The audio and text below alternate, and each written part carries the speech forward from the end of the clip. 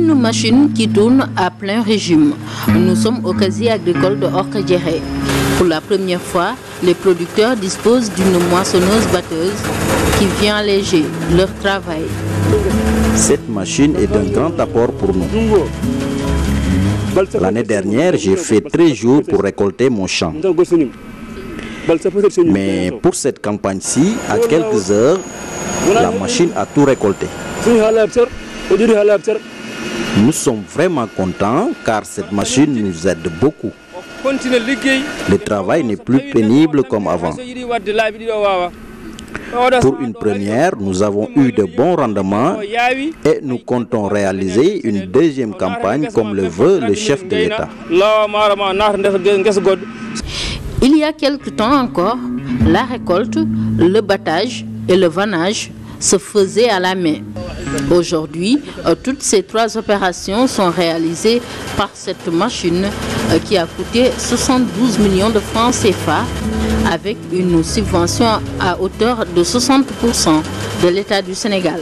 Parce que dans le cas du PRACAS, on a accueilli 11 tracteurs au niveau de la région de Matam, répartis dans 6 dans le département de Matam et 5 dans le département de Kanel. Pour les moissonneuses-batteuses dont le spécimen est là, aussi on en a reçu 2 dans la région, dont l'une pour le département de Matam et l'une pour le département de Orkadiéré.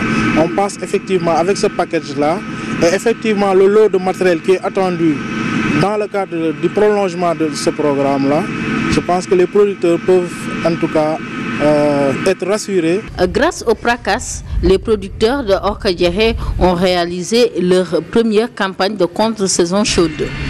La double culture est bien en marche dans la région avec 400 hectares cultivés.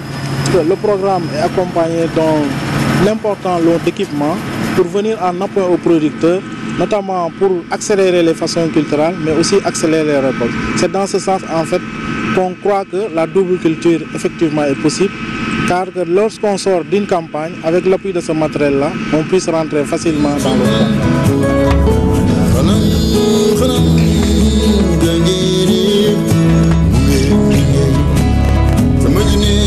C'est donc bien parti pour une autosuffisance en riz en 2017. Si on continue dans le même prolongement chaque année, on est très optimiste pour l'atteinte des objectifs d'autosuffisance en riz à l'horizon 2017 dans la région de Matam. Notre souhait, c'est qu'en 2016, l'autosuffisance en riz soit une réalité au Sénégal. Pour ces producteurs, c'est une révolution qui s'opère dans le secteur, ce qui à coup sûr leur permettra de mieux vivre de leur travail.